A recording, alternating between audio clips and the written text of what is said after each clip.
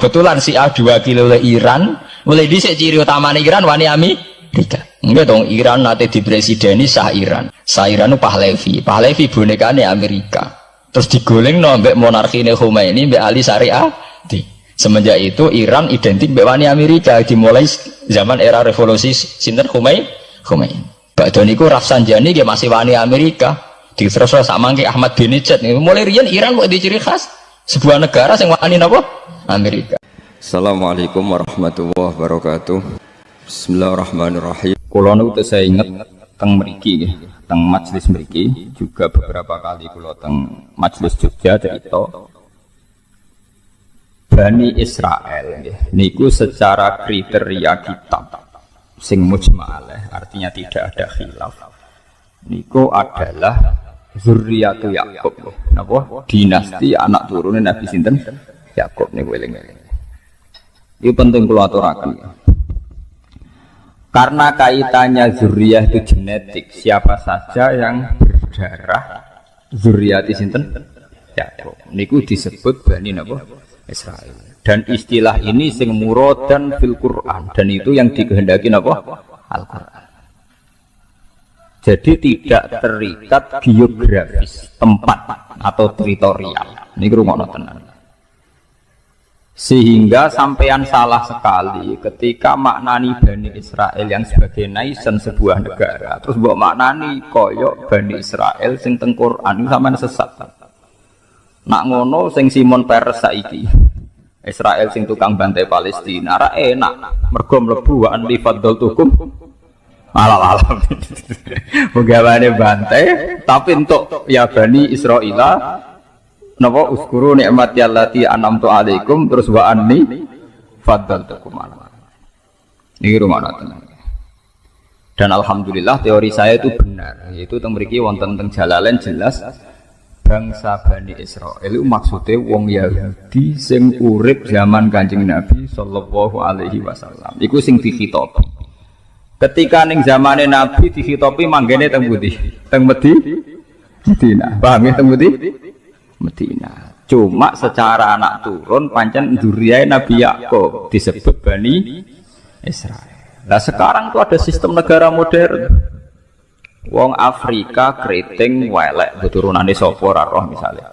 Kok berKTP Israel itu secara hukum modern disebut bangsa Israel. Nale wong Balen cek wong Bojonegoro Temangsang tok Israel, Rabi kono.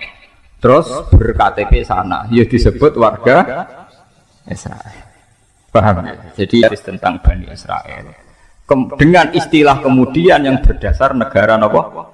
Modern, ya? Negara modern di mana istilah Bani Israel menyebut sebuah nation, sebuah apa? Negara. Jadi itu sing saniki Israel tukaran mbek Palestina. Paham ya? Tapi nak istilah Bani Israel teng Quran itu semua zuriyah Nabi Yakub. Cek niku manggon Palestina, cek manggon Madinah, cek manggon teng Mekah.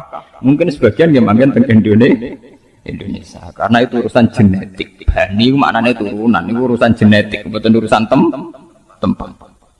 Sebab niku niki diterangkan wal munada man wujida fi zamanin Nabi. Niku manggone teng pundi? Teng Madinah atau teng Palestina? Teng pundi? Madinah. Ya, jadi ini jelas gitu. Sampeyan kok salah paham.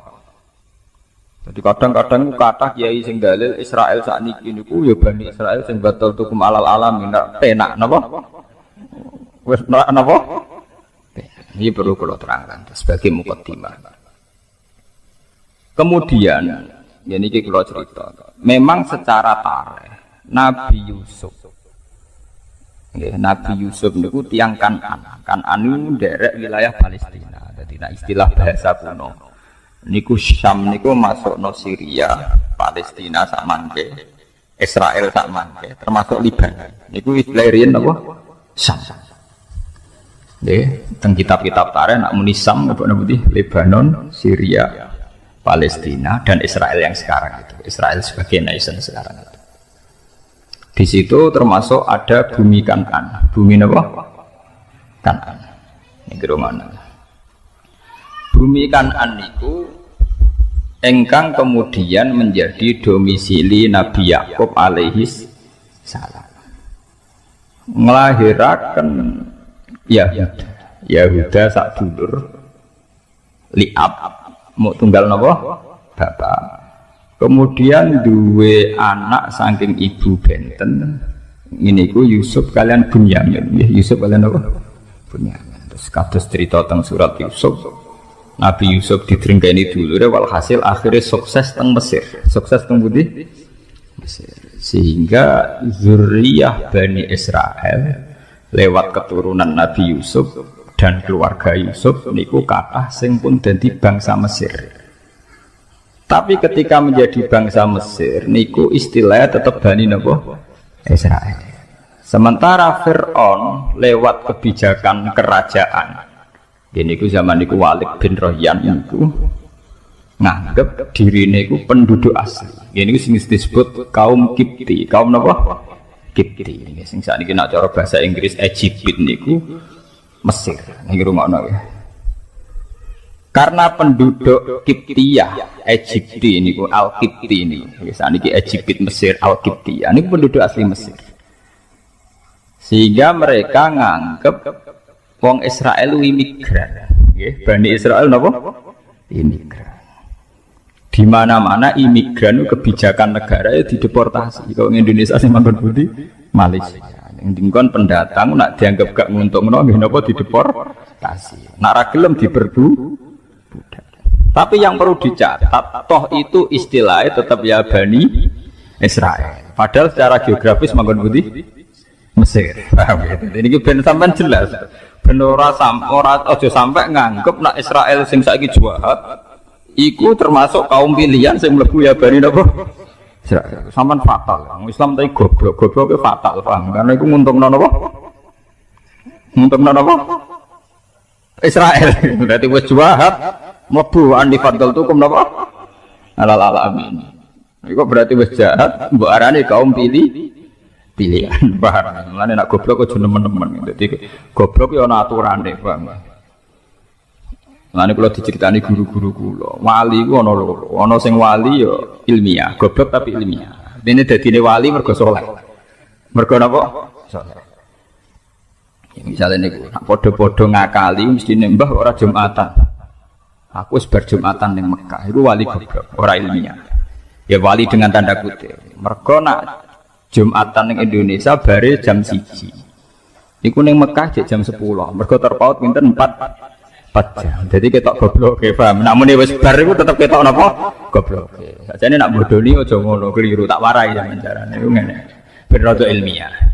Aku Jumatanku engko wae ning Mekah. Iku rada bener iku. Mergo Jumatane ning Mekah 4 jam kemudian. Tapi nak muni wis bar mesti goblok. Ya mesti keliru nih. Maksudnya mesti keliru nih. Mana nak muni wis kandhane, Mbah, nak bodoni sing ilmiah, apa? Harga nak 4 jam itu mesti dereng nggih mboten. Terpautnya pinten Mekah mriki. 4 napa?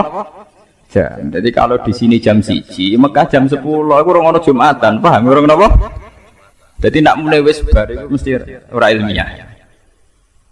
Malah nek wali tanda kutip iku. Dadi mbah nak bodoni iku dielmoni. Dadi misale napa? Engko ape Jumatan nek Mekah iku lumayan ya, rada ilmiah mergo iku. Artinya ya botenan ora tapi ono ilmiah ya paham maksudnya untuk lumayan ya. Ya wali tanda kutip, nak wali beneran ya ora tukang bodoni maksudnya. Niku maksudnya nak wali beneran ya ora tau napa bodoni. Niku mung wali-wali tanda kutip, wali cara wong akeh ya. Ya pasti dukun ngoten niku bulet napa. Niki perlu kula terangaken. Kula itu beberapa kali ikut seminar dan beberapa kali memberi gambaran. Pak Bahak, sebetulnya Israel itu versi Al-Quran itu kayak apa? Bahkan di beberapa universitas Jogja itu ya jadi penelitian. Ironisnya PBB sekalipun itu pakai peta sejarah yang mengacu keberadaan Nabi Musa, Nabi Yakub, Nabi Ishak dan Nabi Ibrahim alaihimussalam. Sehingga dengan data sejarah ini memang kelihatan bangsa Israel yang sekarang sebagai negara modern memang sebagiannya ya keturunannya betul Nabi Yakub. Memang kita tidak munafik. Kita secara gentleman, saya bilang secara gentleman Israel yang sekarang memang sebagian besar ya masih turunannya Nabi Yakub, Nabi Ishak. Kita fair. Tapi kalau acuannya demikian, yang berhak terhadap Israel juga bangsa Arab. Makanya PBB juga harus mendengarkan klaimnya bangsa Arab. Bangsa Arab juga merasa keturunan Israel. Nanti kalau bolak-balik tengah jimriki cerita, wong Islam orang ngarah gedeng Yahudi nemen-nemen. Yahudi ora iso gedeng Islam nemen-nemen. Mergo nembe misahna. Paham? Lha mboten sepundi. Yahuda niku sing leluhure wong Yahudi jenenge Yahuda. Yahuda bin Yakub bin Ishak bin Ibrahim. Kabeh ahli taras sepakat Yahuda bin Yakub bin Ishak bin Ibrahim. Saking ibu Sarah nggih, ibu sinten? Sarah. Nabi Ibrahim duwe garwa Siti Hajar sing didakok teng Mekah sing disebut inni askantu min dzurriyyati biwadin ghairi dzi zar'in inda baitikal muharram. Kemudian Nabi Ibrahim lewat Hajar gada anak Nabi Ismail. Berarti Ismail ambek Nabi Ishak nggih dulur liab. Dulur napa?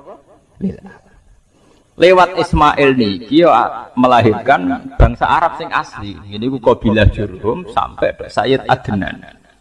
Sayyid Adnan bi ijma'i ahli tarikh melahirkan dugi Abdul Muthalib, dugi Sayyid Abdullah, dugi Kanjeng Nabi Muhammad sallallahu alaihi wasallam. Mulane jare tiba jare berjanji wa Adnan bila raibin inda dzawil ulumin nasabiyah ila dzabihi napa Ismail. Kalau teori kepemilikan Palestina berdasar genetik, nak ngono ya ora kudu Israel sing saiki, bangsa Arab pun berhak karena secara keturunan kenapa? Sama nggih, sama-sama bapak induke Nabi sinten Ibrahim. Mulane bangsa. Lah tapi sejarah yang ditulis Barat itu yang untungkan Israel saja. Gini ku dimulai saking Yahuda, nggih, saking napa? Yahuda. Paham ini ben sampean kertas sejarah nggih. Sebab niku perebutan Palestina yang sekarang Yerusalem itu tidak bisa, nggak lepas dari orang Islam dan orang kafir bukan sakit. Jadi sebetulnya perebutan dinasti antara dinasti Ibrahim yang lewat Ismail dan dinasti Ibrahim yang lewat Nabi sinten Ishak. Karena yang dulur liab kados Nabi Yusuf kemudian nggak tertarik melok konflik tembiku delalah uripe do teng putih Mesir. Ini ben sampean ngertos sejarah. Ben sampean ngertos. Ini penting kula aturaken. Nak nuruti klaim sejarah itu ndak ada habisnya. Tapi kula pribadi dan muga-muga umat Islam pancen yo ora kudu matur nuwun mbek Yahudi kudu matur nuwun. Sampeyan tak critani, wong Islam niku imane paling terlambat. Mergo iman mbek Kanjeng Nabi Muhammad sausé Nabi ku wujud, ya sausé dadi nabi. Dadi imane ku terlambat. Ya sausé Nabi umur 40 tahun lagi iman. Iku wae kadang imane bar 5 tahun didakwahi, bar 7 tahun kados Suraka, kados Amr bin As imane ngenteni tukaran sik. Ngenteni napa? Tukaran sik. Bareng Nabi ditukari terus sabar sesuai iman. Tapi nak imane Yahudi mboten, Nabi rung wujud wis iman. Wis napa? Iman. Mengenai tentang tarikh-tarikh wonten paradok.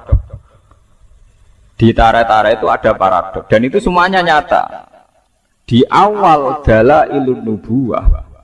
Nggih kula baleni malih nggih. Di awal dalailun nubuwah, alamat-alamat kenabian mesti sing beritakno iku rahib. Pendeta Yahudi atau pendeta napa Nas? Tapi engko nek cerita kenabian musuh besar Kanjeng Nabi wong Yahudi wong Nasrani.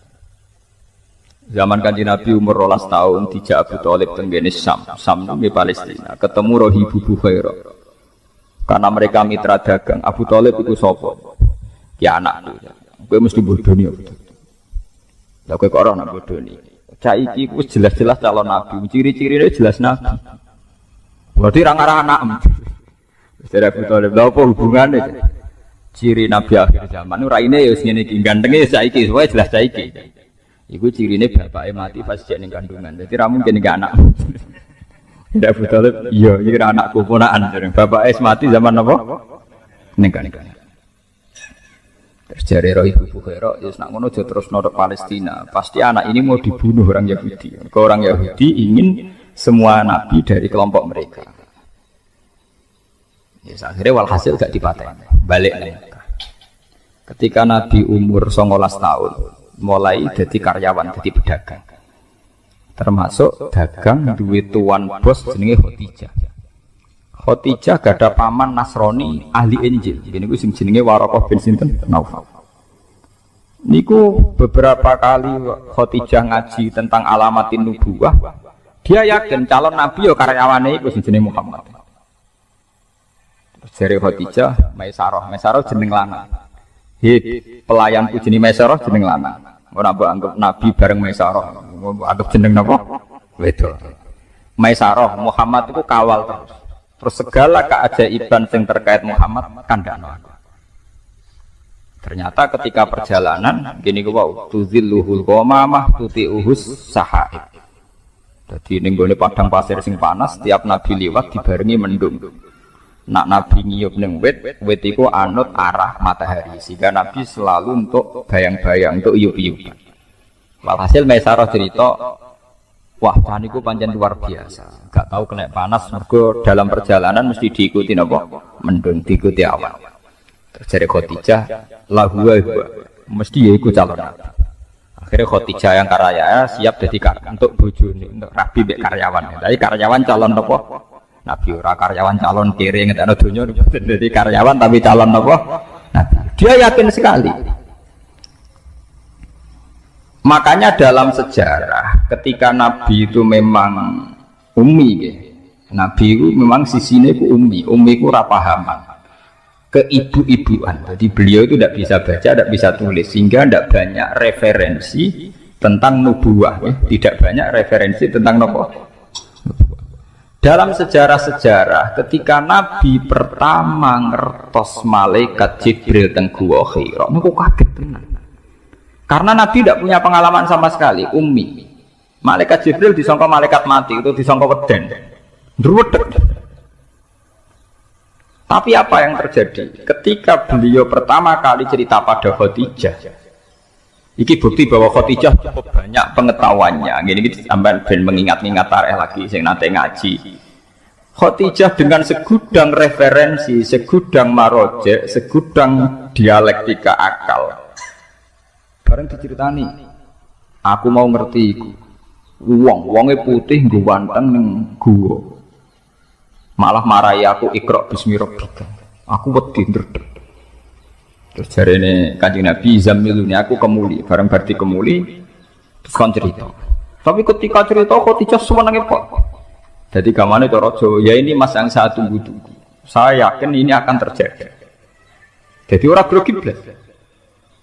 Karena Khadijah yakin ciri utama kenabian dimulai min ra'sil arba'in, saking umur pinten 40 tahun. Sehingga Khadijah lah sing nyeneng-nyeneng Kanjeng Nabi. Paham ya napa? Andaikan Khadijah dari awal tidak punya referensi ku calon nabi, mungkin dia melok kaget pisan. Ketemu sapa? Iku gerduwo ta setan ta iblis kan gitu. Tidak ada dalam tarikh. Setelah diceritani gitu Khadijah malah pede, malah yakin. Berarti aku gak salah pilihan iki. Calon nabi napa? Tenan. Bahkan Nabi saat itu penasihatnya ke Khadijah. Paginya dibawa ke pamannya yaitu Waraqah bin Naufal. Ketika dibawa jari Waraqah bin Naufal, "Yabna akhi, he dulu anake dulurku, kowe cerita." Bareng cerita, Waraqah langsung nyaut, "Hadzal namus alladzi ja'a bihi Musa." Yaiku sing teko ning kowe padha sing teko ning Nabi Musa. Artinya apa? Secepat-cepatnya umat Islam iman itu ngenteni Kanjeng Nabi wis wujud, ngenteni bar 40 tahun, ngenteni bar dakwah, ngenteni bar salah paham macam-macam itu lagi Islam. Jadi Islamnya sampeyan ning Nabi Muhammad itu terlambat paham. Dhisik Islame wong Yahudi, mereka tahu sedurunge wujud sinten Nabi, paham ya? Lho niki tenan nih. Wong Yahudi Nasrani. Tapi nggih pun ngoten niku, pun sunnatullah. Bareng Kanjeng Nabi wujud tenan, dadi nabi tenan. Sing iman tenanan niku wong sing Islame anyaran. Yaiku para sahabat. Sing dhisik nerkenalno Nabi Muhammad apa ana nabi akhir zaman, gentenan musuh. Nah niku ampun sunnatullah niku tak pikir ora nabi tok. Sampai dia anak digadang-gadang, bodhe musuhe rebutan donya mbek anake. Jadi itu fenomena sosial. Makanya ini Quran disebut wa kanu min qablu yastaftihuna 'alal ladzina kafaru. Falamma ja'ahum ma'arafu kafaru. Sebelum Nabi Muhammad wujud secara nyata, iku wong Yahudi wong Nasrani nak perang iku muni, ya Allah bismi Muhammad, atas nama Muhammad kula nyuwun tulung menangno. Jadi tiga wasilah, tinggi sinten? Wasilah. Tapi ketika Muhammad wujud secara nyata, falamma ja'ahum ma'arafu malah napa? Kafar. Jadi wong Yahudi kaya santri sing rada kurang ajar. Santri wanyaran mondok kenal Gus seneng ora karuan. Diceluk kiai ini seneng ora karuan. Sebenarnya wis ngalim mbek Gus musuhan. Mergo saingan golek pengaruh. Kowe pertama jadi masuk partai Demokrat Golkar. Ambek pimpinan wedine ora karuan. Tidak peluangnya sama ya kompetisi, sikut. Jadi sajane padha wae donya iku wis padha wae. Ila yaumil qiyamah gitu tadi. Kowe dhisik iso salaman mbek kiai nyucup wis seneng ora karuan. Kok ora mati-mati nganti tuwek. Pas wayahe kowe wis dadi kiai, ya saingan. Wis tuwek mau leren, mau gentenan. Jare sing tuwek nggih ngoten. Oh, nom ra sopan. Dhisik alif bae tak ulang saiki mlete. Ya padha klirune. Wong dhek kader sukses kok nyesal. Iku bahaya goblok pisan. Wong dhek kader sukses kok napa? Nyesal. Sing nom ya kliru pisan. Wong kiai umur dawa kok nyesal. Iku ya kliru pisan. Iku padha setane, namanya padha napa?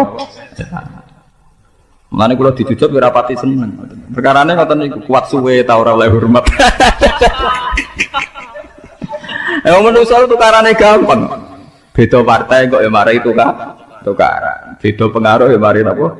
Tukaran. Mulane kula seneng ngaji ngeten iki seneng sirapati mulya nemen-nemen.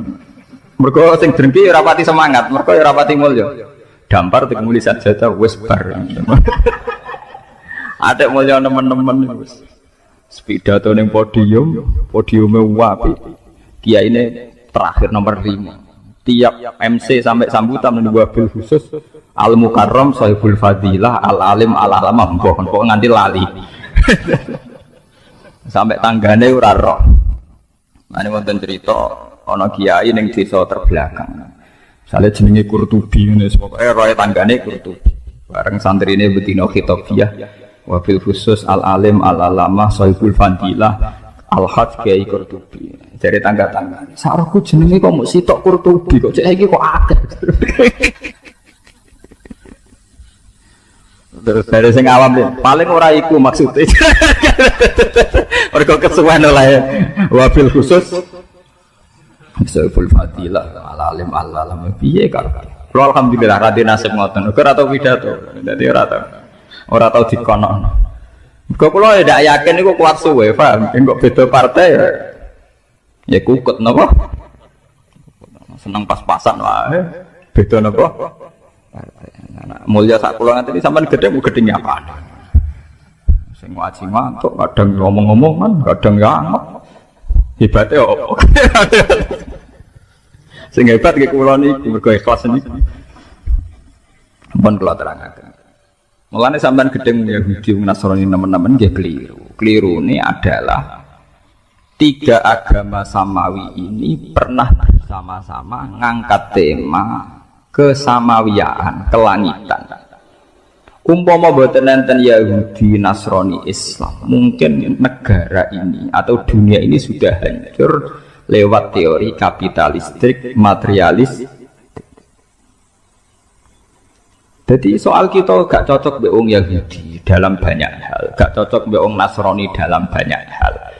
Tapi pasti kita akan banyak sama juga dalam beberapa hal. Mulane Kanjeng Nabi dawuh la tusaddiquhum wa la tukadzibu. Nak wong Yahudi Nasrani cerita, kowe aja muni yo, nak muni yo kok nang goro. Tapi aja muni ora, nak muni ora kok nang iya. Misalnya orang Nasrani itu punya terminologi surga Eden. Ning Italia ngerono mewah-mewah jenenge paradisa. Paradisa itu sangka kata Firdaus jamake Faradis. Wong Italia ngutani paradisa. Surga Eden, Eden yo Aden.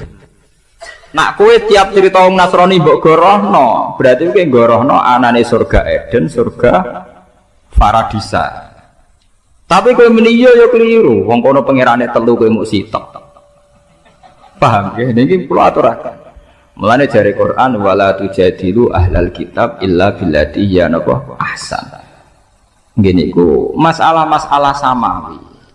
Itu masalah-masalah yang sekarang ngugemi ini namung Yahudi, Nasrani, Islam. Niki alhamdulillah tenan. 3 agama besar ini mewarnai ciri adanya Tuhan.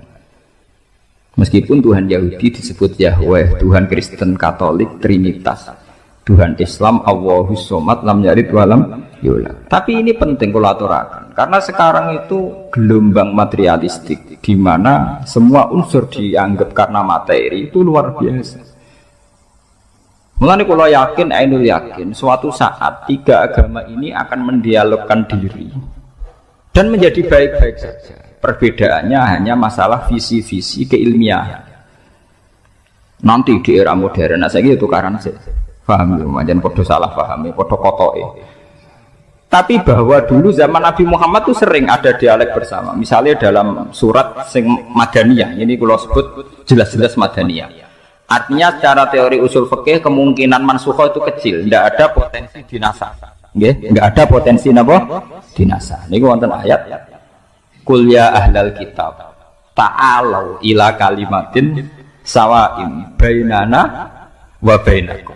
Jadi istilah ahli kitab. Ahli kitab maknanya Yahudi Nasrani. Ayo kita diskusi bersama-sama ila kalimatin sawa. Kita nyari titik temu bainana wa bainakum. Kita cari titik temu. Siapa yang layak jadi Tuhan?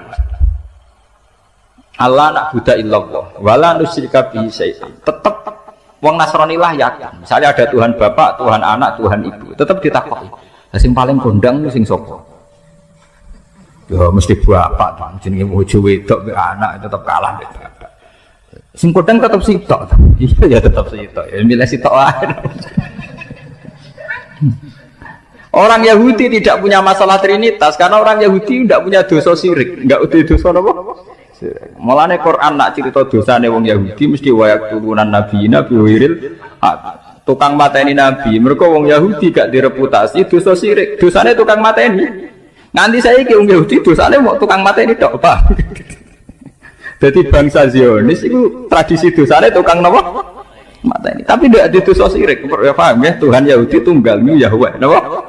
Ya, nak tengejaan Latin Y besar, A H besar, W E H besar, Yahweh. Lah Yahweh nak sampean maca ya Allah mbok imalahno iku ya wis napa? Yahweh sama. Kowe nak imalah Ibnu Amir ya wa duha wal laili idza saji ma wadda'aka rabbuka umaqul. Niku padha. Sehingga Quran wani nantang ta'alau ila kalimatin sawa'im bainana wa bainakum. Tapi ketika Gus Dur melakukan dialek beragama itu asing cara pondok pesantren. Gus santri wis ora ngaji Quran, mengaji Faraun dapat. Bakasane makmum masbuk mbek muafek najis bola dua mek mutawas sito. Dadi tema-tema besar agama ora paham. Jadi kudu tobat manjen memang enggak paham. Wong asing tenan mbek ayat iku ya asing tenan. Sing paham iso diitung termasuk kula niku termasuk bejo, kula niku termasuk paham. Lo asing kan? Ngiranya dialek antar umat beragama itu satu teori modern yang difasilitasi LSM atau beberapa media. Padahal dialek antar umat beragama itu tua sekali, yaitu di surat Makkiyah Madaniyah sudah ada ya ahlal kitab ta'alau ila kalimatin sawa'in bainana wa bainakum. Coba kita cari titik temu bainana wa bainakum. Allah na'budu illallah wa la nusyrika bihi syai'a wa la yattakhidza ba'duna ba'dun arbabam min dunillah. Kita harus sepakat bahwa kita ini manusia. Ciri utama manusia itu satu, yaitu tidak bisa jadi Tuhan. Jadi sebetulnya ciri yang khas pada manusia itu satu, tidak bisa jadi Tuhan. Wa la yattakhidza ba'duna ba'dun arbabam min dunillah. Paham ya? Artinya jangan ada Tuhan yang dari unsur manusia. Karena ciri utama manusia itu satu, tidak bisa jadi nopo Tuhan. Iya. Sehingga zaman itu tiang Yahudi sing masuk Islam nggih kathah kados Abdullah bin Salam. Nggih, Ibnu Abi Laila nggih kathah. Tiang Nasrani nggih kathah. Sampai Quran cerita teng akhir juz 6 wala tajidanna aqrabahum mawaddatan lil ladzina amanu alladzina qalu inna takbirun wa idza sam'u ma unzila ila rasuli tara a'yunahum tafidu minad-dami mimma arafu minal haqq. Ketika wong Nasrani Najran niku diwacana surat Yasin niku nangis. Ma asbaha bima unzila ala Isa. Betapa miripnya yang dibawa Muhammad terhadap apa yang dibawa Nabi sinten Isa. Do masuk Islam. Saiki padha kotoke. Sing santri wis ora roh kakean farun niku. Paham. Repot nerangno padha ora roe menapa? Repot. Sing rowan kaya kula ora pati payu repot. Ya kula bareng ora pati payu. Kiai gaya kaya kula nu ora populer. Sing populer sing pidato-pidato. Tapi cara argumentasi ilmiah mbok kuwati, nak depan-depan mbok alat. Nah yang jelas itu cara dalil-dalilan itu ketoke bener kula. Maksudnya iku ngkarwan ana ayate terus secara tarikh nggih jelas. Sing ambe digo dalil walan tardo angkal Yahud walan Nasara hatta tatabiyan. Lha iku maknane iku piye? Kan yo ora jelas. Ayat iku artine ngeten. Wong Yahudi iku mati iku ora ngarah rido. Nak kowe ora dadi Yahudi. Wong Nasrani ya ora rido nek kowe dadi Nasrani. Sampeyan delok teng tafsir Bedawi teng beberapa tafsir. Ini maknane ayat niku sederhana. Iknatun lirrasul fi tomaihi li imanihi. Sampeyan delok teng tafsir Bedawi beberapa tafsir. Ayat itu hanya memberi maklumat, memberi warning, memberi iklan ning Kanjeng Nabi Muhammad sallallahu alaihi wasallam. Mat, kowe iku keliru. Arep-arep wong Yahudi masuk Islam. Wong Yahudi dhewe malah arep-arep kowe dadi Yahudi. Dadi maknane ya wong ngono tok niku. Dadi gamane ngene lho. Ana toko cilik meh bangkrut. Sing sitok toko gede. Lah sing toko cilik kepengin arep-arep sing gede bangkrut. Padahal sing gede dhewe kepengine sing cilik lah bangkrut, ganggu wae, paham. Jadi artinya niku walantar itu bukan masalah ideologi, argumentasi ilmiah ya mboten. Niku masalah-masalah tren, masalah mat kowe wis arep-arep Yahudi masuk Islam piye. Nak mereka iku arep-arep masuk Yahudi. Dadi wis anggap wong liya lho, mat kowe ora usah bakas arep-arep napa? Sampeyan delok maknane mboten. Kalau masalah argumentasi ilmiah itu orang Yahudi, Nasrani, Islam sering pada titik temu. Gini ku ila kalimatin sawa. Okay. Jadi sebetulnya ketika Tuhan sudah Tuhan Bapak, Tuhan Ibu, Tuhan Anak itu masih menyisakan pertanyaan. Lalu yang paling hebat siapa? Tentu ada jawabannya. Yang paling hebat ya mestinya Tuhan Bapak. Paham ya? Mane wonten cerita lucu, kalau ngaji teng Yogya do guyu, Nasrani iku mau wani cerita Tuhan Bapak mbek Tuhan Ibu. Tapi rawani cerita kapan kelone, paham niki perlu. Mulane Quran cerita, anna yakunu lahu waladu wa lam takul lahu napa sahibah.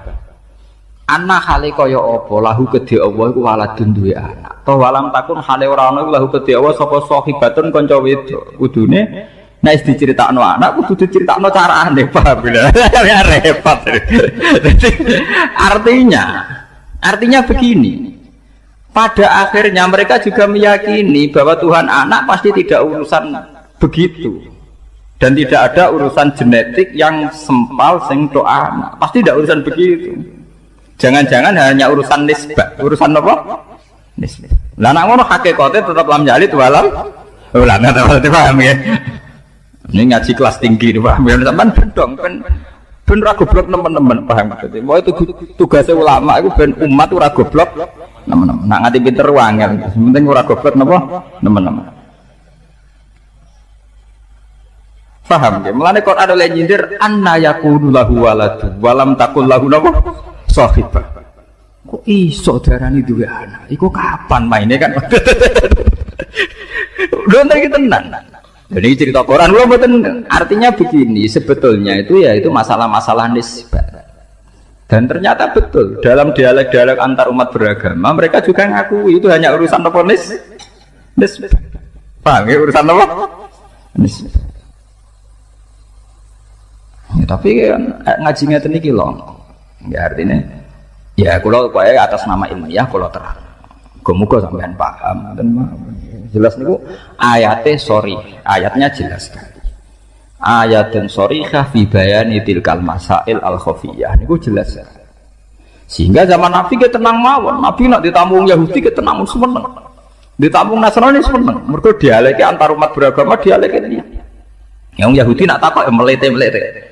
Yang Yahudi nyermelirian melete-melete pinter-pinter. Mat khamsun la ya'lamuhunna illa nabiyyun aw rajulun aw rajulan. Mat aku takok 5 hal. Sing roh iku mesti nabi. Nara nabi ra ngarah rahmat utawa 1-2 orang termasuk aku. Wah kanjeng Nabi wong ummi yo. Pada PPS ini ra rowan, ummi ora rowan. Ora tau maca, kanjeng Nabi ora tau maca majalah. Ya ora tau maca buku. Anak Nabi maca majalah, maca buku rak duwe referen. Iki bangune garap skripsi. Takokane pertama ngeten. Mat wong nak pertama mlebu swarga iku sarapane apa? Waduh. Terus kedua, Mat. Rajulun yamlikul maghrib wal masyriq. Iku sapa jenenge? Bingung meneh. Wes pokoke aneh-aneh. Nabi akhirnya Nabi undalan malaikat Jibril wis meneng ae. Dan Nabi ini beberapa kali kalau ada orang Yahudi takoi ora tau iso. Tapi beberapa kali langsung dijawab sinten? Jibril. Saking seringe Nabi akhirnya sekepedenan, yo tak jawab. Orang muni insyaallah, paham orang muni napa? Ya, gentenan pangeran sing tersinggung. Nganti pirang-pirang dina malaikat. Oh Yahudi seneng, wah iki Muhammad kalah ya. Biasanya isonan saiki napa? Kalah. Wah akhirnya kanjeng Nabi nangis. Ya wong biasanya ana ilham kok kira ana napa? Nangis. Akhirnya pangeran gak mentok loh, diwarai tapi diamuk sih. Paham? Lha iki nyata. Diwarai tapi diamuk sih. Ngene ku wala taqulanna li syai'in inni fa'ilun dzalika qadan illa ayyasha Allah. Mat kowe aja geman muni ya yo tampon. Wong sing duwe ilmu iku aku. Jadi akhirnya walhasil kanjeng Nabi diwarai tapi diamuk sik. Wah, diamuk sik. Terus walhasil pangeran Rahmatullah diwarai. Nah mulai diwarai iki ana surat ayat wa yas'alunaka anzil qarnain. Kul sa'atsu alaikum minhu naba dzikra. Oh iya tentang Dzulqarnain iku wong Mesir. Jenenge ngene. Terus kejadiannya ngene.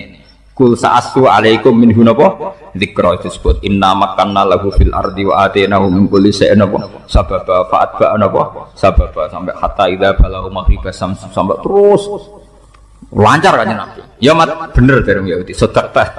Orang ngetes ya tenang ya mat sedekah. Nah sing repot tuh takok urusan ngoten iki. Mat kadang anak mirip bapak, kadang mirip mbok. Iku asal usule piye? Nabi jak bakas pornografi. Akhirnya Nabi tetap jawab. Nak sing semangat sing lanang berarti mirip bapak. Nak semangat sing wedok mirip lho. Mbok. Mulai nih anggere ana pasangan elek, misalnya mboke wayu sing lanang elek, aki-aki anak elek, mergo mboke rasa.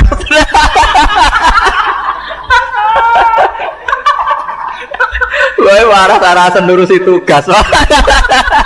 Anaknya mesti panceng ya, paham bener. Sing semangat apa? Baik. Mulane wonten guyonan ana tokoh nasional sing anake mirip bapak e jare tokohe takoki kok ngoten wah aja bakas iku. Anak wedok mirip bapak e kabeh. Ya pancen tenan. Mulane pasangan iku nak elek. Anak sing lanang ganteng sing wedok elek. Ya akeh kaya mbok, mergo sing lanang dingin-dingin saja. Paham ya? Lah anak sing lanang ganteng sing wedok ayu ya bebas miripe wong. Apa kontribusinya seimbang Pak. Akhirnya Nabi nerangno, ya Yahudi jawab tenang ya, sedekah ya mat bener. Sing repot tuh terus takokane. Mat, pertama penduduk swarga masuk swarga itu jumlahnya akeh le Mat. Akeh. Iku sarapane apa? Pertama. Nabi jak bakas kawitane wong swarga sarapane apa pecel apa rawon pokoke takokane wae. Nabi akhirnya dikandani Jibril ziyadatuka bidin yaiku gorengan iwak. Akhirnya Nabi dan orang Yahudi ini selalu ngomong khas nubuwah. Khas napa? Nubuwah. Di mana di luar alam yang materialistik ini yang kasat mata, ada alam di luar kita, kayak iwak nun. Iwak napa? Iwak nun nak teng kitab-kitab. Ketika Allah Taala menciptakan gelembung dukhon, iku Allah bingung, dakok endi, didakok endi. Akhirnya bumi iku gentayangan, didakok endi. Wal ardu, bumi ini didakok ning gone mak. Barang didakok ning gone mak tetep golang-goling, ditandai gunung. Lah terus banyu sendiri posisinya ning ndi? Akhirnya ning urutan kitab-kitab khas samawi nubuwah disebutno. Wal ardu ala batnil khut, ala batnis sur. Itu terang. Jadi ning gone bumi iki ana sur. Sur sayange mbok maknani sapi salam dhewe, mari bingung kowe kan mergo maknani napa?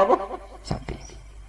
Jadi bumi iku ning tanduke sapi, sapi ning banyu ning gone iwak nun ning gone hawa khas nubuwah itu yang tahu hanya orang Yahudi. Termasuk sing diterusno khas nubuwah Kanjeng Nabi Muhammad sallallahu alaihi wasallam disebut nun wal qalami wa ma yasturun. Kita hanya tahu maknane nun iku iwak nun. Iwak nun iku iwak sing gegere dienggo panggonan bumi. Tapi alam materialistik tentu kita bicara kayak yang sekarang, teori Big Bang, planet bumi di sini, planet bumi di sini. Kita tidak pernah menjangkau ilmun sing kaya ala zohril hud. Nggih, ala zohril apa? Sami seperti qaf wal Qur'anil Majid. Ketika Nabi Muhammad tanya, "Ya Allah, qaf niku napa?" Iku jabal. Lane wong kono nak mane jabal kat, iku maknane jabal qaf. Ila Jawa dadi napa? Jabal napa? Kat niku sangka jabal qaf. Ila Jawa dadi napa? Jabal kat. Dadi anggere adu itu. Anakku minggat botok jabal kat, maksudnya waduh banget. Paham? Ternyata sampean kalau lihat di kitab-kitab kayak di Sawi, di Tafsir Munir itu detail sekali. Jabal Qaf itu induk gunung. Dan semua urat gunung yang ada di dunia itu terkait sama urat yang ada di Jabal Qaf. Jadi kalau Allah lewat malaikat kepengen goyang gunung, itu mau instruksi ning induke ini Jabal napa? Qaf. Kemudian digoyang, kemudian goyang semua. Dulu orang itu janggal. Tapi sekarang orang tidak janggal. Menurut pakar geologi, pakar-pakar vulkanologi, semua gempa di seluruh dunia itu hanya butuh narik satu pemicu. Kalau patahan di Australia gerak ya gerak semua. Karena kayak bola sodok, sekali disodok sidik. Jadi makanya ini gempa akan terus sampai benar-benar bumi kembali ke semula. Disodok mulai riyen teng Taiwan, kemudian Aceh tsunami, diteruskan ke NTT, terus ke Papua. Kemarin ke Pangandaran, terus sekarang di mana itu yang Mentawai. Ya begitu terus. Jadi ternyata itu mirip cerita yang di kitab-kitab. Allah tuh gak perlu nginstruksikno gunung terkait, cuma nginstruksikno duit tok. Dadi otote tak diobahno. Niku gunung sak donya. Napa? Obah, karena sistem gempa atau gunung itu sistem terpadu. Kesodok sitok. Ya kesodok napa? Semua. Nah ini termasuk ilmu-ilmu sing khas nubuwah. Padahal tentu dulu para nabi tidak punya teknologi, tidak punya sains, punyanya wahyu. Punyanya apa? Wahyu. Ini perlu keluar. Itu termasuk kontribusi orang Yahudi terhadap Islam. Malah teng jalalan-jalalan yang riwayat alunaka angzil Quran rujuke ora ning sahabat ayil Yahud. Jadi Quran turunin Nabi Muhammad tapi sing takok aneh-aneh wong napa? Yahudi. Jelok teng kitab-kitab. Wa alunaka rujuke sahabat napa Yahudi? Ndomir jamaen. Ayil napa? Yahud mungkin sama nak mulai delok. Mesti Yahudi. Enggak sing aneh-aneh. Wa alunaka angzil Quran, wa alunaka anir roh. Niku mesti Yahudi nggih. Ndomire teng putih. Yahudi. Karena mereka yang punya pengetahuan khas samawi. Napa khas napa? Samawi. Termasuk takok malih. Jadi sing dadi fenomena sekarang. Mat. Kalau Allah memutuskan seseorang dicintai itu gimana, Mat? Ya, akhirnya cerita. Kalau Allah mencintai seseorang, Allah bilang sama Jibril, Jibril bilang sama malaikat langit bilang sama malaikat dunia. Kemudian fayudul qabul fil ardi. Kemudian dia menjadi translator, tahu-tahu diterima. Pangeran wae ngersakno wong tertarik kabeh. Nek wae ra ngersakno wong gedeng kabeh. Kados polling ngoten niku. Ini biar sampean tahu. Sehingga orang Yahudi tadi agamanya Yahweh, Tuhannya Yahweh. Orang Nasrani juga punya masalah nisbat tadi. Berarti tiga agama ini ya punya ila kalimatin apa? Sawa. Disebut kul ya ahlal kitab ta'alu ila kalimatin sawaim bainana wa bainakum. Berarti natijahnya seperti sebetulnya kita dengan mereka ada kalimatin sawa. Nggih bainana wa bainakum. Paham ini ben sampean ora terlalu dadi ekstremis sing bodoh, paham dadi ben ono seni ilmiah. Mergo wong kotok nemen-nemen ketok bodoh nih, paham. Kok gedeng Yahudi nemen-nemen Nasrani. Kanjeng Nabi Muhammad populer, sing populer wong Yahudi napa? Nasrani. Nggih mboten, sedurunge dadi nabi, bahkan sedurunge lahir. Sampai Islamnya lagi piye, Pak? Iku wis lewat modern, lewat macam-macam. Oh, mboten lewat Kanjeng. Banyak Allah ngersakno. Paham ya? Jadi mulane termasuk Allah khasih dari pangeran ini dari Allah. Aku pokoknya mau dibantah. Aku ini alamu malah dalam dari pangeran. Termasuk ciri khasih pangeran. Nanti kerso ora kena napa? Dibantah. Nanti kula wingi cerita tentang bojo kula. Dia aja arep-arep ideal, nganti mati ora ngare ideal. Jadi wong sing arep-arep kiai ideal wong bento utawa ngawur. Ora pangeran kok arep-arep napa? Nan kalau dadi kiai kon khusuk nemen-nemen nauzubillah mah. Kula tak rewangi khusuk lae tetep wae wong perlakuan kiai kowe eling nek ana tanggane mati ana wong mati ora ngarah hormat tenanan. Dadi kiai sing khusuk demen kesel. Misal kowe kiai mulai bar subuh tahajud, salat apa kok sak keneke. Ketemu wong sopan. Wong eling kowe tetep pendak keluargane mati. Yes ngono-ngono wae hormate ngono-ngono. Jajal ke bar salat subuh marung ngopi, bar rokokan mau kamar. Aku sing penting aja zina, aja dosa-dosa gedhe lah. Pokoke aja nglakoni dosa napa? Gedhe. Bariku plepuk ning warung. Ya padha wae wonge yo. Ning ndi ngopi? Yo. Engko hormate padha-padha wae, paham ya? Mbok re wonge khusuk duwe lho engko wong yo ngono. Padha hormate yo. Pendak keluargane mati eling sam. Ora ngalah mbok re wonge khusuk terus kalau derek jenengan jaya, dunia akhirat derek jenengan, derek tahajud, derek wiridan, derek kapian, rangarah, tetap kita tontonan paham, jadi rugi, nama, rugi, khusus teman-teman rugi, walhasil rugi, mana ngadil kulo, mana kayak kulo pengen nyai teng mriki, terus uang ada dosowan, kulo mau tenang, kulo ngerti, kadar senengnya uang lama mus piro, ada buat ditenani rugi, mana ngadil kulo,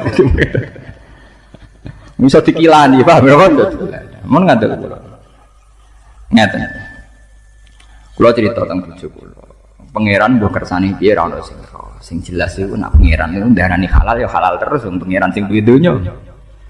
Nabi Musa iku nabi papan atas, termasuk ulul as. Lha iku uripe mangane di rumah Firaun. Di rumah sinten? Firaun. Nabi Ibrahim nabi papan atas, termasuk Abul Anbiya. Duwe bapak kafir jenenge Azar. Lha ngono kok nurun ning Nabi Muhammad. Nabi Muhammad itu panitia kelahiran utamanya Abu Lahab. Takokno tareh ndi wae panitiane Abu Bakar, tapi sinten? Abu Lahab. Lahire Kanjeng Nabi panitiane Abu Bakar nomor Abu Lahab. Abu Lahab. Nganti tuku budak dimerdekakno demi ponakane jenis sinten? Abu Lahab. Gede Joko sing rumah ora Abu Bakar, Abu Thalib. Sing cara tareh ya cek ka Sausé dadi rabi lagi di rumah Abu Bakar, paham? Mulane kanjeng Nabi Muhammad Abu Lahab pun rokok teman-teman ya kecewa deh. Sampai ngajukan syafaat petisi napa? Syafaat. Empun Gusti, nak pancen wong kafir ora iso mlebu swarga minimal lak Senin Abu Lahab siksane didiskon. Wah, kanjeng Nabi nangis tenan. Mosok wong sing tau berumat gak entuk napa diskon. Diturute tenan. Ya mat nak Senin tak ringano siksane sinten? Abu Lahab. Artinya dunia orang media.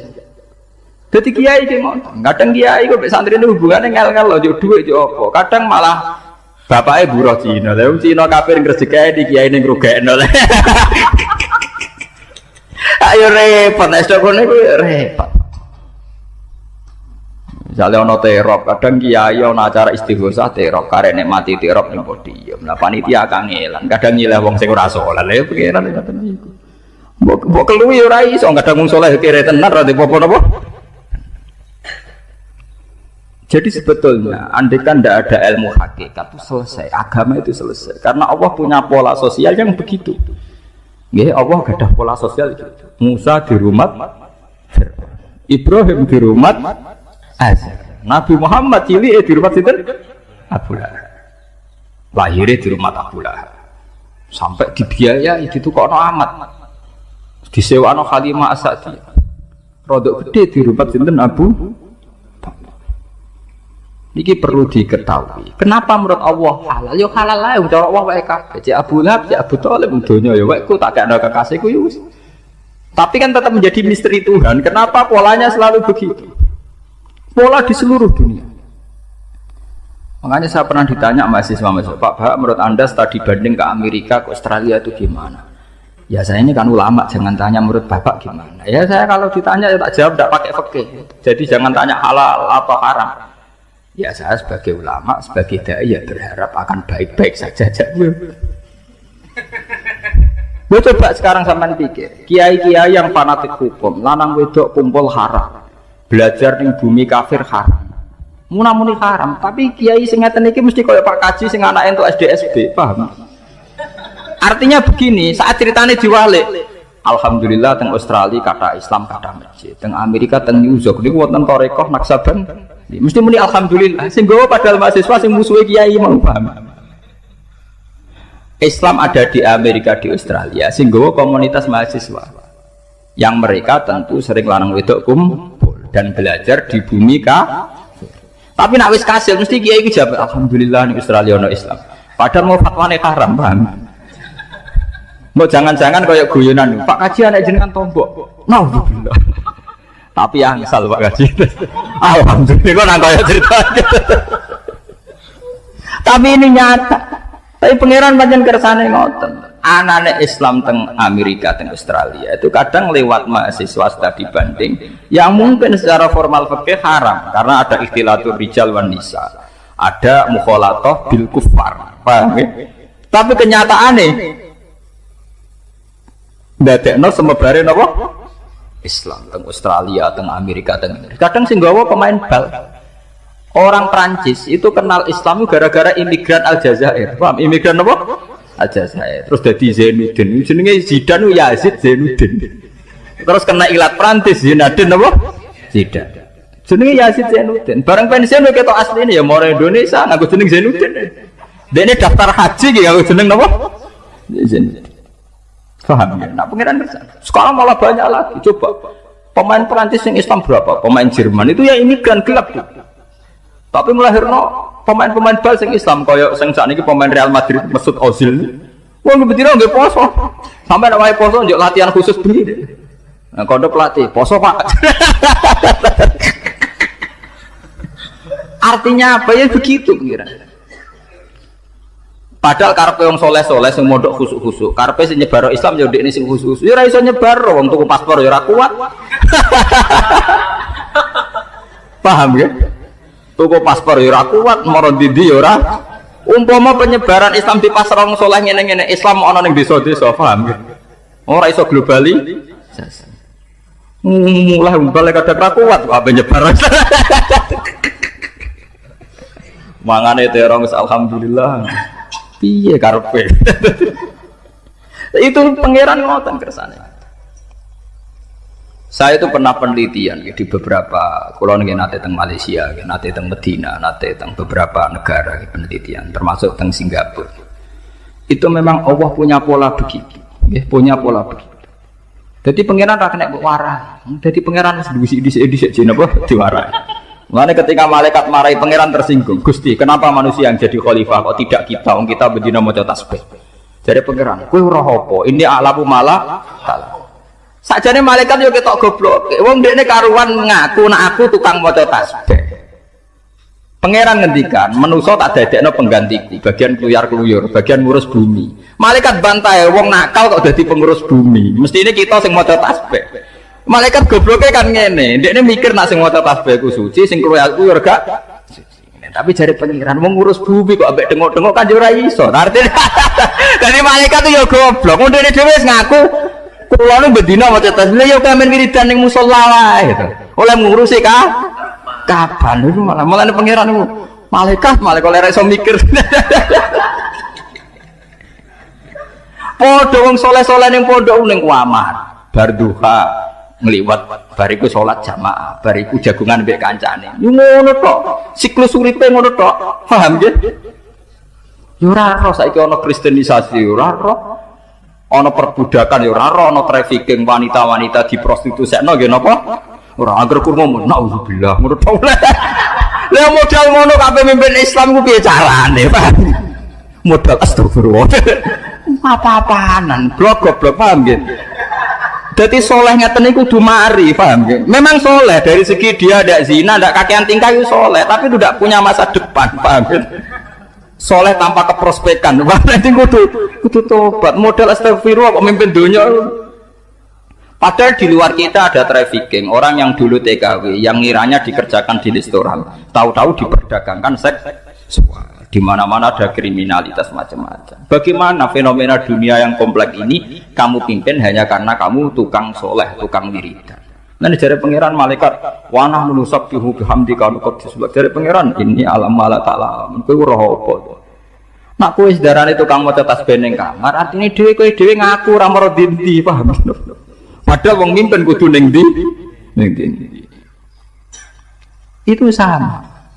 Beberapa penyimpangan Islam di Inggris itu tidak bisa dijelaskan ketika ada klaim-klaim buruk terhadap Islam atau citra buruk terhadap Islam. Yang meluruskan tuh mahasiswa-mahasiswa yang dari India, dari Pakistan. Yang paling fenomenal ya kasus di Birmingham itu di Manchester itu. Seorang sarjana Ahmad Didat, dia sarjana Islam ke orang kebanyakan. Dia meluruskan stigma Islam yang ada di Inggris sehingga perdebatannya direkam di seluruh dunia. Yang terkenal Ahmad Didat debat Mbak Stanley Sinten Fisher, seorang pendeta dari Swedia berdebat dengan mahasiswa Islam dari India. Tapi hikmahnya besar. Sampai teng perdebatan itu langsung wonten mahasiswi saking Swiss masuk Islam.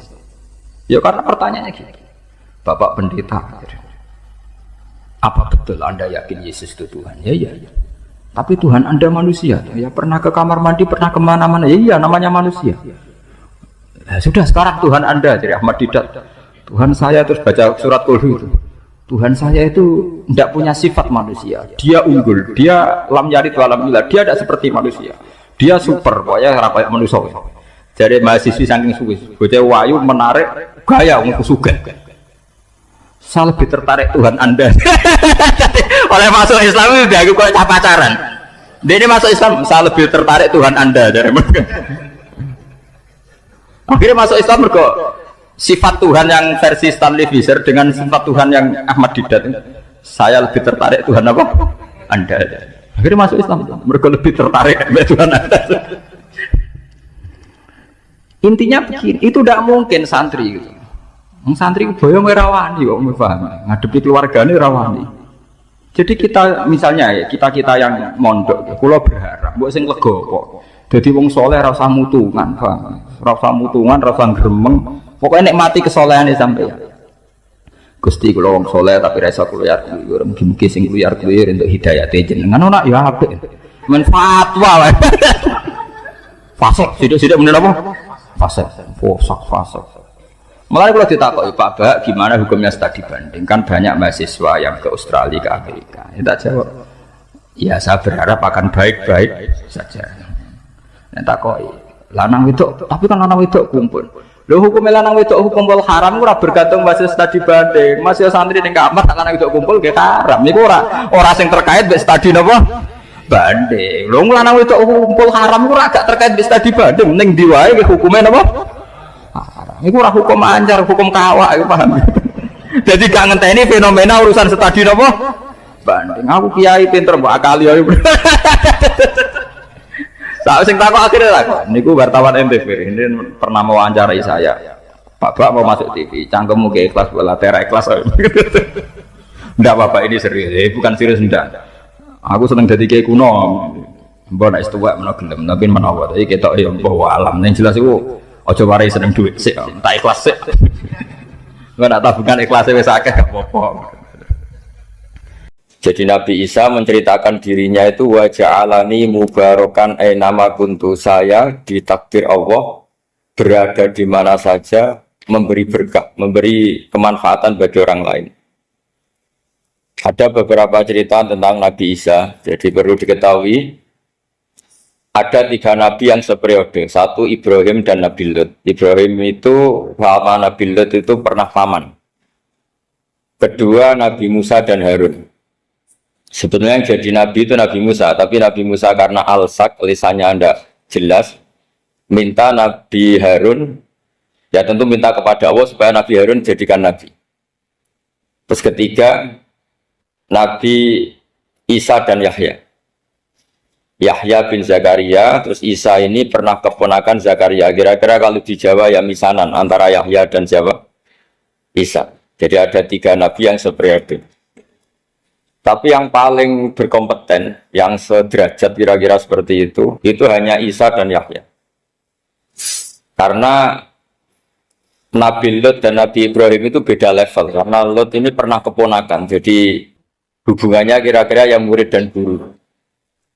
Terus Musa dan Harun itu juga nggak level, karena Nabi Harun ini jadinya Nabi itu atas permohonan Nabi Musa. Sehingga meskipun Harun itu kakaknya, tapi nggak berani bantah. Jadi Nabi Musa itu dalam cerita, beliau itu alsak. Alsak itu lesannya agak kedal.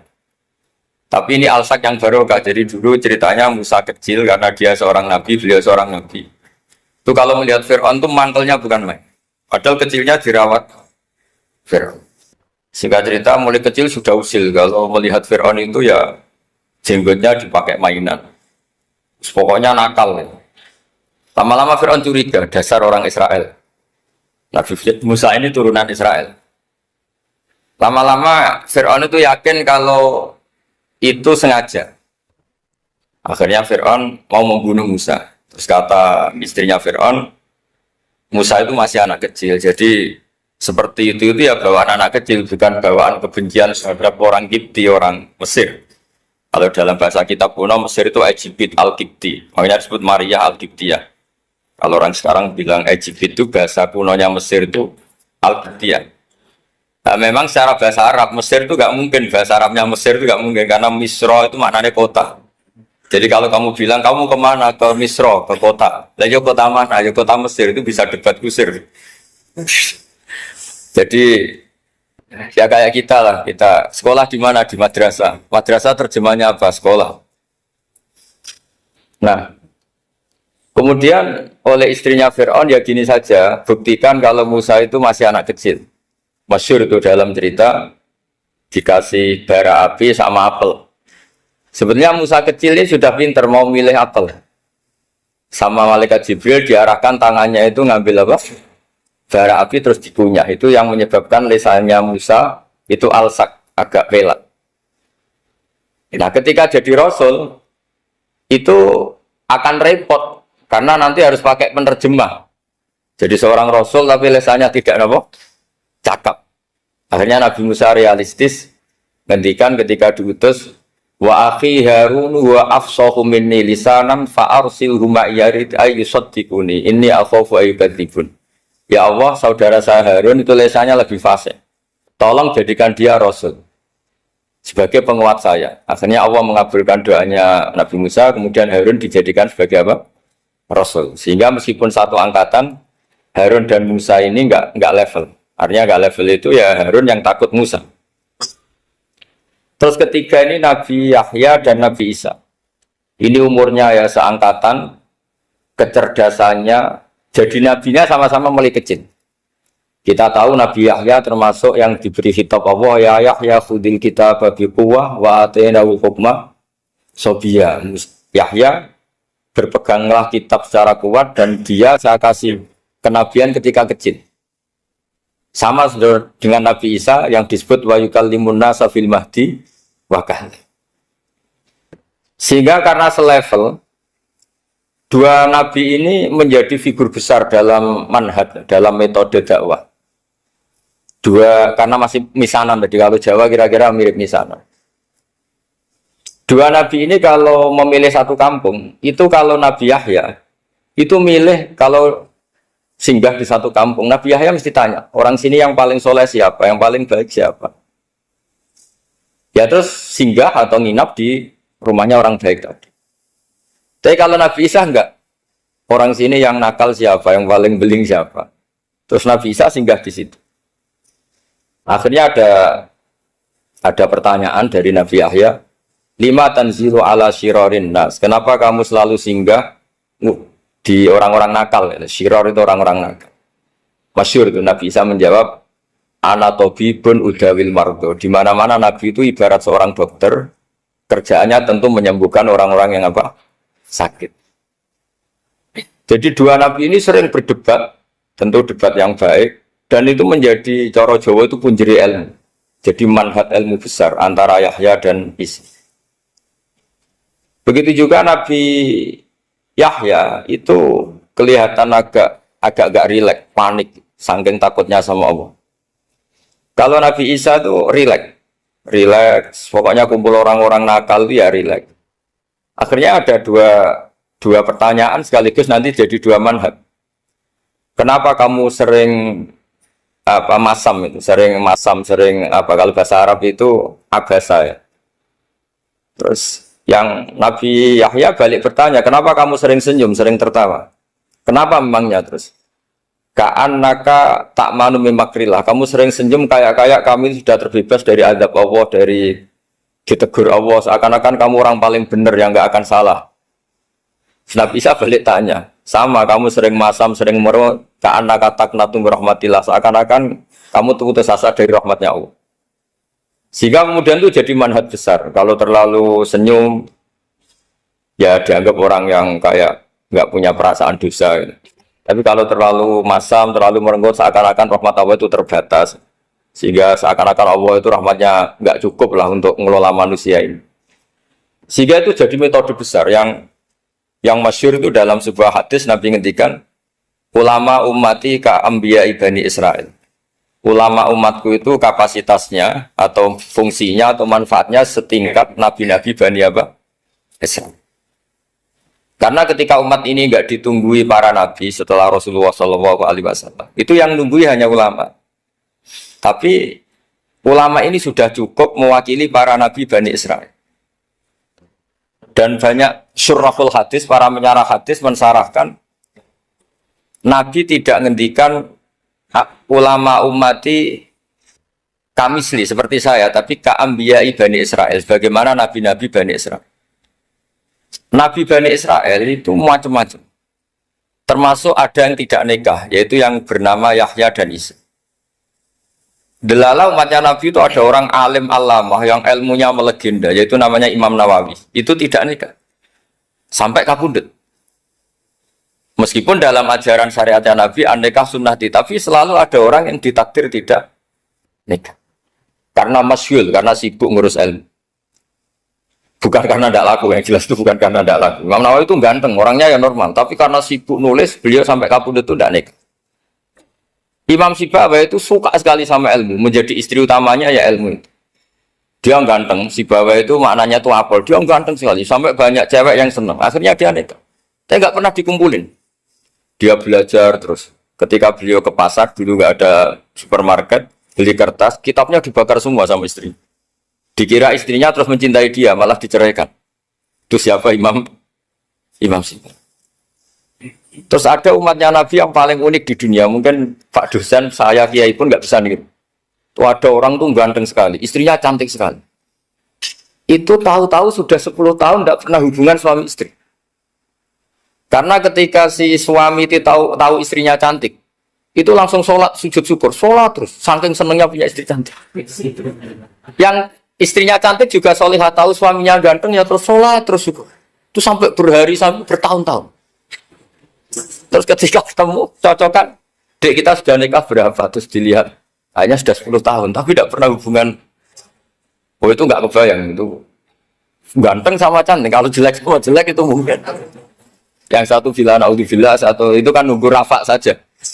Ini enggak ganteng sama cantik. Nah, kenapa kualitas ulamanya Rasulullah itu bisa seperti Nabi Bani Israel? Karena agama ini, umat ini sudah ada ditunggui para nabi. Sehingga mau tidak mau kualitas ulama, alhamdulillah barokahnya Nabi itu berkualitas kayak nabinya Bani Israel. Nah, ini penting sekali saya utarakan supaya dicek saja. Kalau kita nggak percaya, dicek saja dalam hadis-hadis sahih. Misalnya begini, ketika Nabi memenangkan perang Badar, itu ada Asra Badrin, tawanan-tawanan perang Badar. Nabi suka musyawarah, suka rembukan. Ya Abu Bakrin, menurut kamu tawanan ini diapakan?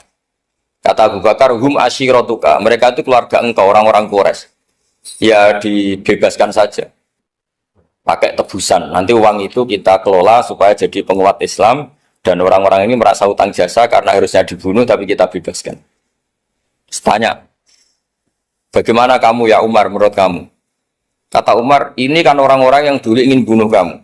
Yang ingin menghabisi jenengan, ingin dan sudah ngusir jenengan. Ya setelah ketangkep ya dibunuh, kok repot.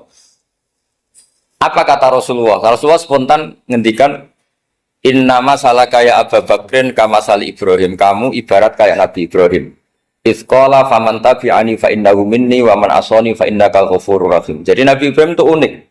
Melihat umat itu sesyafakoh itu. Syafakoh itu banget sayangnya. Nabi Ibrahim cara berpikir, faman tabi'ani fa innahu minni, orang yang ikut saya ya Allah pasti golongan saya, tentu layak masuk surga. Wa man asani, orang yang mendurhakai saya, fa innaka ghafurur rahim, engkau Maha Pengampun. Bukan yang mendurhakai langsung masuk neraka, enggak, engkau Maha Pengampun. Wa masaluka ya Umar kama salin Nuh, isqala rabbi la tazar ala ardi mal kafirina dajjara. Umar, kamu mirip Nabi Nuh, inginnya semua orang kafir dihabisin. Ya masyhur kan Nabi Nuh itu nggak ingin ada orang kafir sampai ada banjir tufan. Nah kalau sampean tanya bedanya apa dengan garis keras sekarang? Bedanya ya beda sekali. Kalau Nabi Nuh benci sama orang kafir itu diserahkan yang punya. Sehingga yang punya yaitu Allah yang menghukum dengan banjir bandang. Tapi kalau kita kan kadang kita bertindak sendiri. Jadi potensi disalahkan. Yang jelas dalam hadis-hadis sahih, Nabi Nuh itu tidak bisa mensyafaati karena itu. Ketika diminta ini hadis sahih bukan ada di Bukhari, ada di Muslim. Karena biasanya kalau di kota itu ditanya ini sahih enggak. Untungnya yang tanya kadang enggak paham, ini alhamdulillahnya jadi wah repot. Nabi Nuh itu diantara sebabnya enggak bisa mensyafaati adalah pernah corong Jawa maksudno kaume. Kalau dalam bahasa Arab itu da'a li Zaidin berarti mendoakan positif, kalau da'a la Zaidin mendoakan negatif. Kalau orang Jawa itu ada doa, ada pasat. Nabi Nuh adalah orang yang pernah maksudkan kaumnya. Nah, saya cerita sedikit tentang Nabi Nuh dan Nabi Ibrahim. Nabi Ibrahim dianggap tadi cerminannya Abu Bakar, dianggap niru Ibrahim, cerminannya Umar, dianggap niru Nabi siapa? Nabi Nuh. Lalu kalau sampean tanya, bedanya gimana? Begini logikanya. Andai kan kita mengkaji secara akademik begini. Ada ulama besar, namanya Abdul Hasan Asyadzili, itu masyhur di Indonesia menjadi Thariqah Asyadziliyah. Terus ada seorang muridnya minta gini, ya Abdul Hasan Asyadzili, tolong saya dikasih ijazah supaya saya tidak pernah maksiat di bumi ini. Karena saya takut sama Allah, kalau saya maksiat itu merasa tidak nyaman dengan Allah. Abdul Hasan Asyadzili ini malah marah besar. Atuhibbu alla tadhara maghfiratu.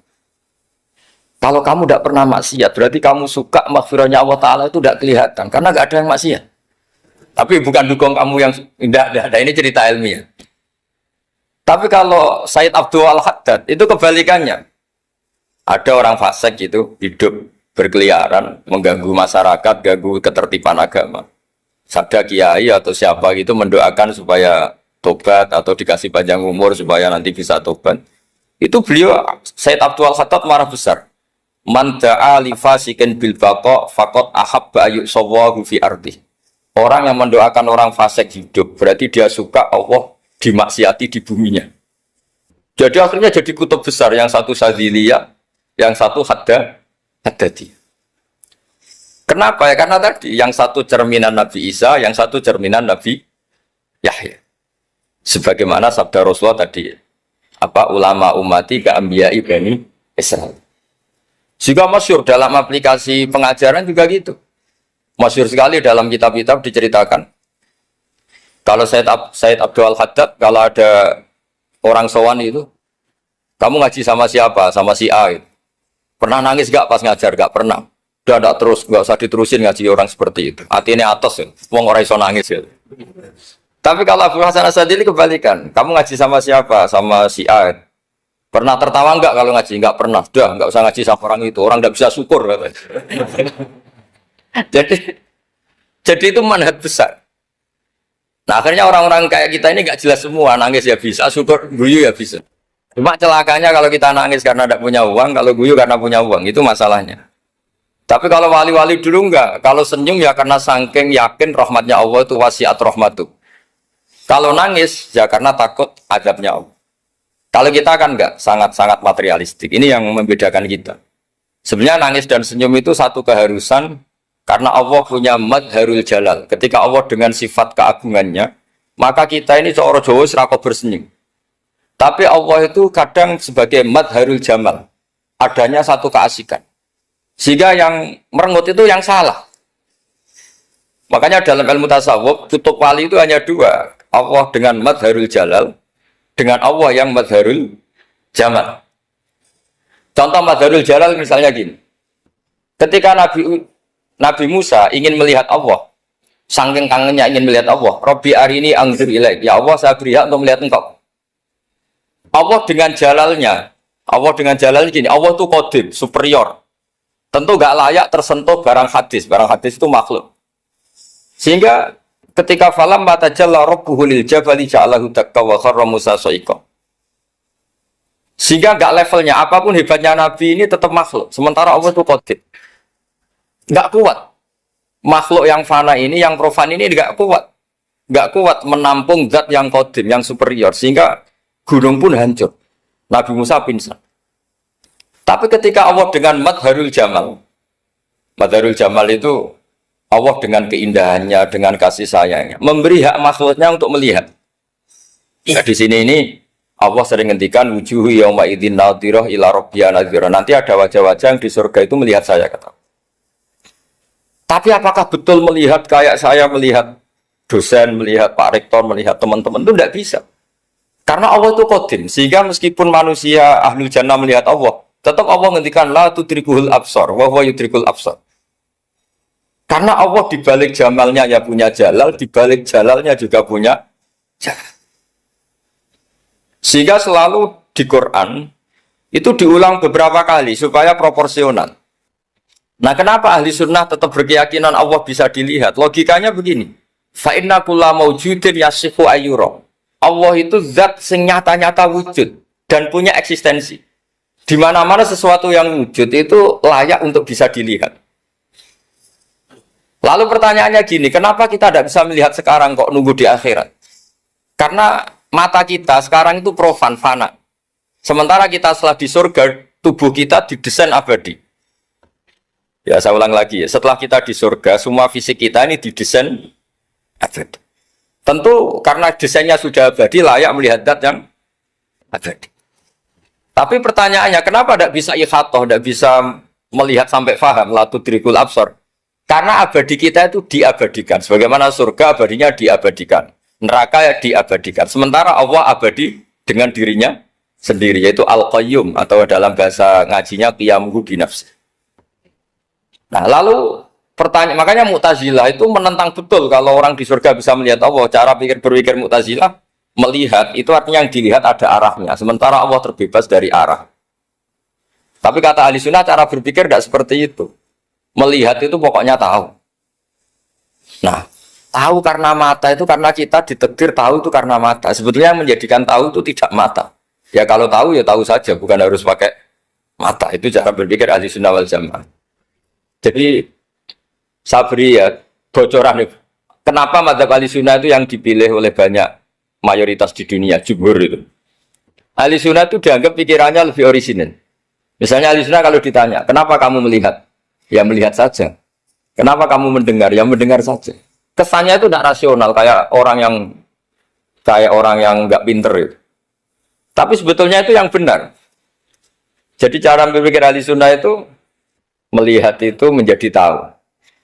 Menjadi tahu itu bisa karena mendengar, bisa karena melihat, bisa karena dikasih tahu, bisa karena bersentuhan. Sebab itu di Quran itu ada ayat ala ya'lamu man khalaqa, bukankah zat yang menciptakan itu menjadi tahu. Sehingga kenapa Allah itu selalu tahu? Karena Allah yang menciptakan. Kalau kamu tahu karena mata, sekali itu jauh, maka kamu tidak melihat. Atau kamu sekarang buta, kamu tidak melihat. Atau tertutupi barang itu, maka kamu tidak melihat. Tapi kalau kamu tahu karena kamu menciptakan, maka akan melihat terus. Misalnya saya ini tukang batu. Saya ingat betul ketika saya bangun Monas, itu pulpen saya tak tanam di dalam Monas. Saya ingat betul kalau pulpen saya warnanya putih, tak tanam di Monas 2 meter dari pondasi. Setelah saya pulang ke Jogja ditanya, di dalam Monas ada apa? Ada pulpen. Posisinya 2 meter dari pondasi. Kenapa saya tahu? Karena saya yang menciptakan. Nah, karena menciptakan ini sehingga tahu saya akan terus-menerus. Tapi kalau tahu karena mata sekali barang itu tertutupi, nggak tahu. Misalnya saya tahu jenengan karena dekat sekali jenengan kemana-mana saya sudah tidak tahu. Tapi kalau saya menaruh sesuatu di tubuh Anda, sehingga kamu kemana-mana tetap tahu bahwa barang itu ada di tubuh. Nanti kalau ada yang protes, tapi bisa saja Gus barang itu dicuri orang, kemudian Anda tidak tahu. Yang menjadi tidak tahu karena saya sudah tidak menciptakan suasana itu. Selagi saya yang menciptakan, maka akan tahu terus. Nah, tapi karena Allah ini menciptakan semua yang ada di bumi, maka Allah tahu terus. Jika Allah tahu cara bikin kuman, terus tahu bahwa manusia itu punya kuman, kumannya punya organ, organnya juga punya kuman. Mesti gak kebayang. Kamu bayangkan kayak makanya Allah itu kalau cerita sederhana, innahu la yastahi ayadriba masalam ma ba'udatan fama fawqaha. Allah itu tidak malu bikin perumpamaan nyamuk, karena nyamuk itu lebih dahsyat timbang gajah. Para pematung itu disuruh bikin gajah masih mampu. Bikinkan patung gajah, mungkin masih sanggup. Tapi kalau tak suruh bikin patung nyamuk, nggak usah bikin hidup, patungnya saja sekecil itu. Padahal nyamuk kecil itu punya organ tubuh. Lalu bikinnya organ tubuh nyamuk itu kayak apa? Organnya punya kuman. Kumannya punya organ. Organnya juga punya kuman. Sehingga orang-orang alim itu baca nyamuk itu lebih jadi ayat Allah ketimbang melihat dinosaurus. Tapi sekarang orang itu nggak tertarik ceritanya. Jadi beda perasaannya orang alim sama orang awam. Kalau orang awam tuh melihat mukjizat kan yang dasar-dasar kayak dinosaurus, gajah, wow gitu. Kalau orang alim enggak, malah melihat nyamuk. Nah, kealiman seperti itu terjaga di umatnya Muhammad, di umatnya Rasulullah Muhammad SAW. Karena ketika umat ini enggak ditumbuhi para nabi, itu Allah menjamin Muhammad, ulama umatmu nanti punya kemampuan seperti nabi. Tentu tidak dalam keutamaan ya, keutamaan tentu enggak sekelas sama nabi. Kenapa itu terjadi? Karena tadi para nabi ini mewakili sekian karakter. Kalau kita sangat mencintai Indonesia, maka kita akan tegas siapapun yang ingin menghancurkan Indonesia. Itu kira-kira cerminan Nabi Nuh. Kalau kita sangat mencintai Allah, maka kita akan benci sebenci-bencinya sama orang yang mendurhakai Allah. Tapi masalahnya, Allah yang kita cintai itu memaklumatkan diri kalau bersifat ghafur, pengampun. Sehingga kalau kita terlalu kasar, ini kan yang kita cintai bersifat ghafur kok kita kasar. Di sini Nabi Ibrahim. Beliau sangat mantau sekali sama yang durhaka sama Allah. Tapi kalau mau mantau gimana? Zat yang mengajarkan itu bersifat ghafur.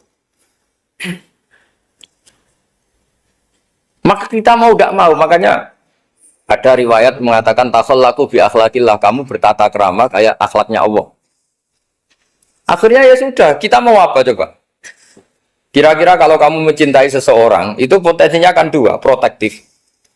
Ada telepon itu dari siapa? Cewek atau cowok? Protektif. Itu bukti cinta apa bukti suudon? Kan tidak tahu. Tapi misalnya kamu cinta perempuan terus WA-an sama lelaki gak apa-apa, jalan sama lelaki gak apa-apa, sama masa lalunya pacarnya juga gak apa-apa. Itu cinta apa pembiaran? Kan sama-sama gak jelas. Nah kira-kira mencintai Allah itu kira-kira analoginya seperti itu. Kalau yang satu protektif, Allah harus zat satu-satunya yang disembah. Gak boleh didurhakai, gak boleh dikhianati kok. Sehingga ini sangat keras sekali. Nah, ini Nabi Nuh. Di sini ada Nabi Ibrahim karena orang yang zat yang kita cintai bersifat ghafur. Jika kalau kita terlalu tegas beda dengan sifatnya Allah yang bersifat ghafur. Nah, umatnya Nabi seperti itu mulai dulu. Ada yang moderat, ada yang keras, ada yang setengah keras, setengah moderat. Ada yang ngambil sikap, oh udah mangan turu, ngenteni mati. Nah, itu lebih baik itu timbang punya istihad tapi gak jelas, mendingan. Itu ada riwayatnya. Suatu saat ibadah akhir umatku terbaik adalah tidur. Maksudnya tidur itu gak ngambil sikap, masyhur itu. Saya beri riwayat yang ada di Bukhari Muslim. Satakunu fitanun. Al-qa'id fiya khairun nal-qa'im wal-qa'in fiya khairun nal-masi wal-masi fiya khairun nas-sa'i. Nanti di akhir zaman itu banyak fitnah. Kata Rasulullah, yang duduk lebih baik ketimbang yang berdiri. Yang berdiri lebih baik ketimbang yang jalan. Yang jalan biasa lebih baik ketimbang yang jalan bergegas. Man tasyarrafa laha tastasrifu. Fitnah itu adalah siapa yang terlibat maka akan semakin parah. Sehingga semenjak itu ulama berpikir nanti di akhir zaman kalau ada fitnah, itu sebaiknya orang ngambil sikap sepasif-pasifnya, secuek-cueknya. Jadi semua syurahul hadis sepakat makna hadis ini apa? Orang disuruh sikap secuek-cuek. Misalnya pilihan presiden, contoh kecil pilihan presiden. Mungkin para intelektual nggak merasa, tapi kalau ulama itu cara berpikir beda. Pilihan presiden, kamu fanatik milih A, yang satu fanatik milih B, ya presiden atau bupati atau gubernur. Terus yang satu bilang gini, wah kalau nggak di presideni A, nggak di bupati A, nggak di gubernur A, negara ini rusak. Mungkin betul dari segi apa jejak rekamnya A ini bagus. Tapi pertanyaannya secara tauhid, bagaimana Anda menggantungkan kesejahteraan sama makhluk? Kamu nggak pernah terusik begitu kan para intelektual? Itu kan melukai. Bagaimana mungkin Anda menggantungkan kesejahteraan dengan seorang makhluk? Wah kalau di presiden A pasti Indonesia makmur, kalau bupati A pasti Sleman makmur, pasti Bantul makmur. Nah, bagaimana mungkin makhluk yang sedang soleh kamu pastikan selalu soleh? Wong dia makhluk bisa berubah. Sementara yang B misalnya fasik, wah kalau dipimpin B pasti rusak negara. Bagaimana kamu pastikan B yang fasik selalu fasik? Biar aja dia husnul Fatimah, yang fasik pas mimpin jadi soleh, yang soleh pas mimpin jadi fasik. Akhirnya ulama karena tahu sifat manusia itu rubah-rubah dan kendali di tangan Allah, sikapnya nggak jelas. Saya ini termasuk orang yang terkenal nggak jelas. Karena kalau ditanya, Gus sampai pilih presiden mana, bakti mana? Sanut pangeran sing dadi aku loyal. Wah, anut pangeran yo kacau. Wah, kowe kacau menan anut pangeran kan. Ini kan sudah tidak sambung karena pikirannya ulama. Memang nggak beda, cara berpikir ulama itu beda. Bahkan bapak saya itu kalau didik saya itu begini. Kalau meseli saya atau ngirim saya dulu itu kan pakai mesel. Ini uang kamu 500.000 untuk kamu. Mesti ditambahi 100.000 ini untuk buat jajan sama teman-teman. Mesti ada uang pokok, ada uang sodako.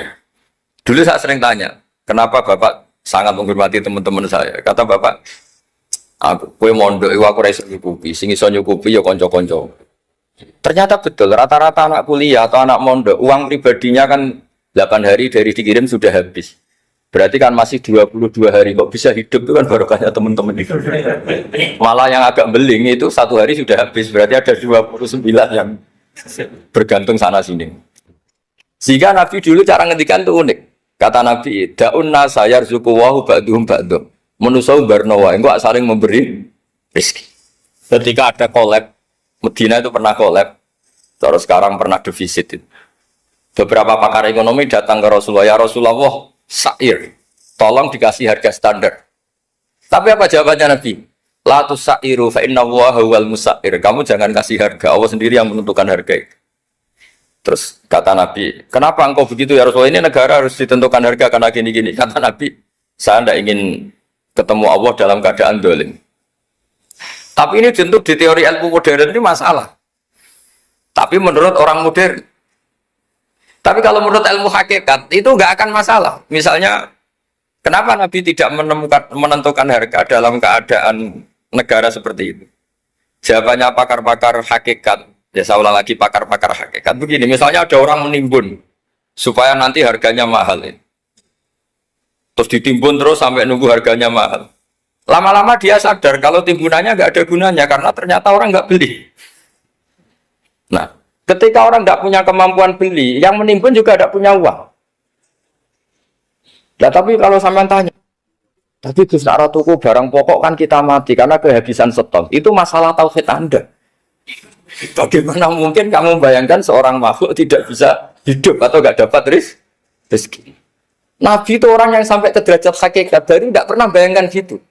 Salah sampean jadi orang yang tauhidnya masalah. Sehingga terus bayangkan, wah kalau negara ini kayak, wah kita makan apa? Kalau negara nggak stabil, wah kita gimana? Itu tidak bisa seperti itu. Dulu ketika kita dijajah Belanda, itu kiai-kiai kita, Mbah Hasyim Asy'ari, Mbah Ahmad Dahlan, mondoknya di Mekah. Sampai alim alama, dua beliau, Mbah Hasyim sama Mbah Ahmad Dahlan itu ngajinya sama-sama Syekh Khotib Minangkabau. Cuma Mbah Hasyim lebih menekuni ke Syekh Mahfud Termas, yang satu menekuni Syekh Khotib Minangkabau. Jadi dua beliau itu ngaji di guru yang sama. Mbah saya, buyut saya itu ya sudah mondok Mekah. Itu zaman dijajah Belanda. Sekarang kita agak dijajah, agak mondok di sana. Buyut saya itu zaman itu sudah haji. Buyut kelima saya. Itu dulu kalau ingin cari tempat yang teduh, itu masuk ke gua. Itu masuk gua itu hanya kepalanya saja. Kakinya masih di luar.